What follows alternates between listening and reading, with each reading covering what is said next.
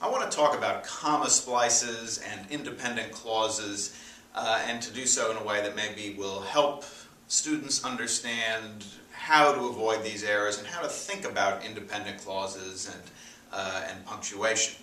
So let's start with this sentence here, or this thing here. I work, I need money. Now, we would call this a fused sentence. That is, it's got an independent clause here, and an independent clause, that's something that could stand alone as a sentence. I work. That could stand alone as a sentence. There could be a period there. So this is an independent clause. And I need money. Well, that's another thing that could stand alone as a sentence. There is a period after it. But when you have these two things running together and absolutely nothing between them, independent clause, and nothing between them, we would call that a fused sentence. That is, there has to be some boundary. This boundary between independent clauses needs to be marked in some way. Now, if you marked it by putting a comma there, now this would be called a comma splice. That is the appearance of a comma between two independent clauses that aren't joined by a coordinating conjunction. And this is an error. So this is the comma splice. I work, I need money. We have an independent clause here, an independent clause here, a comma in the middle, but no coordinating conjunction. The comma is too weak to join independent clauses without a coordinating conjunction. So now let's put a coordinating conjunction here. Now, this sentence is correct. I work, for I need money. For being a coordinating conjunction.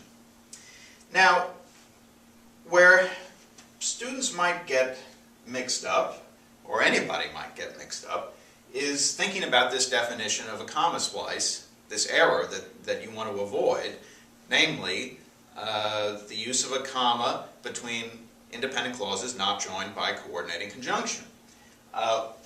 Or another thing you want to avoid is the fused sentence. That is, when you have two independent clauses and nothing between them.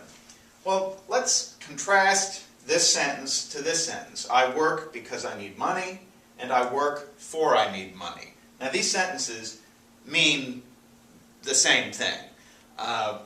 And somebody might look at this one up here, and this is correct, by the way, to have no punctuation here at all. And so you might look at this and say, well, down here, that counts, these three words, I need money, count as an independent clause. And you might look at these things, I need money, and say, well, there it is. There are those same three words. I need money, and here is the same independent clause looking thing here. I work, that's an independent clause down here, and I work. So you think, well, here's an independent clause, here's an independent clause.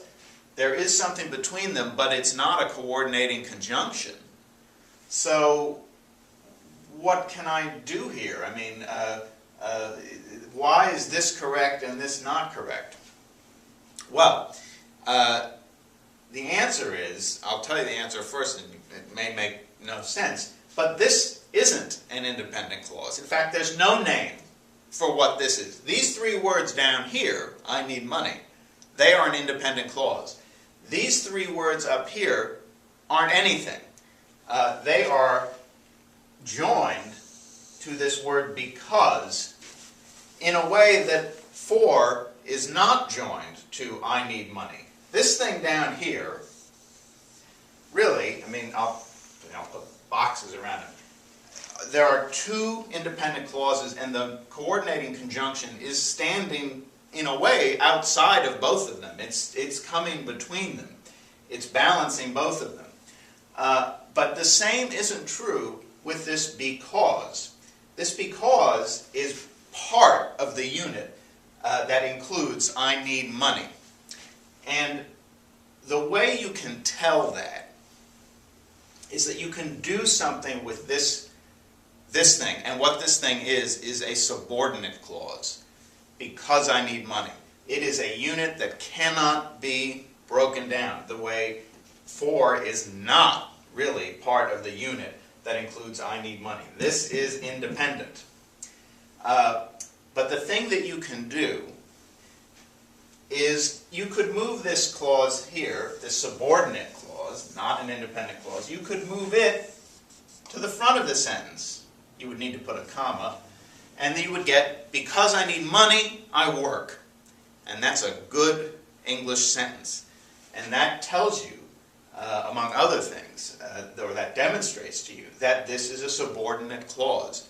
But if you try to do that with these words here, for I need money, you would get, for I need money, I work, which is utterly nonsensical. And that shows you that these words, for I need money, function quite differently from these words, because I need money.